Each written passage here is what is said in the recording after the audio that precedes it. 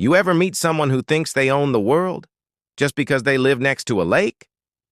Well, let me introduce you to Karen, the queen of the HOA, the woman who decided my little wooden dock ruined the view of her $15 million lakefront mansion. One morning, I woke up to the sound of chainsaws and hammering. By the time I got outside, my dock I built with my own hands, was nothing but splinters floating in the water. And that, my friends, was the last straw. See, here's the thing Karen didn't know. My property wasn't just a simple lake cabin. Nope. I owned the original floodgates that controlled the water level of the entire lake. My grandfather built them back in the 70s before any of these mega mansions even existed. Legally, they were still mine to operate. For years, I never touched them, because why would I?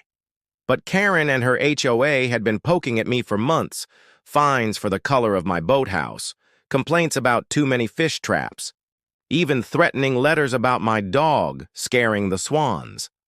And now, demolition of my dock? Oh no, she had crossed the line.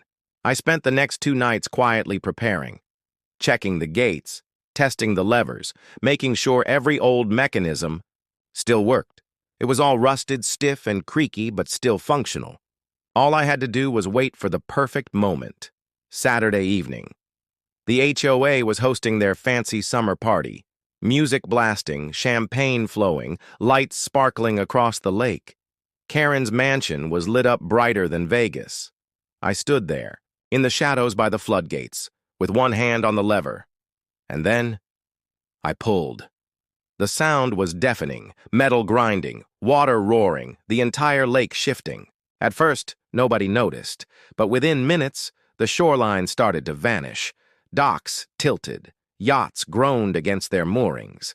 And then, the water surged toward Karen's backyard like a tidal wave. Guests screamed as champagne glasses crashed to the ground. Expensive cars parked too close to the waterline started floating like toys. And Karen? She stood frozen on her balcony, mouth wide open, watching $15 million of her precious real estate turn into an accidental swimming pool. By morning, the HOA's lakefront paradise looked like a disaster zone. Lawns underwater, patios destroyed, swimming pools filled with mud. The once exclusive neighborhood now looked like a hurricane had hit it. And guess what?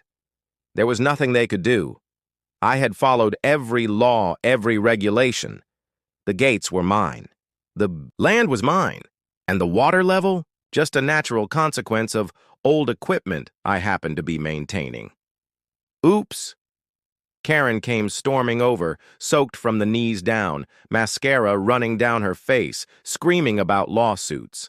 I simply smiled and handed her a copy of the original property deed with my grandfather's signature. She snatched it, flipped through it, and her face went pale. She had no power here. None. So now, my dock may be gone, but so are the egos of every single HOA mansion owner who thought they could bully me. Their homes are still drying out, their wallets bleeding from repairs. And Karen, she doesn't throw parties anymore.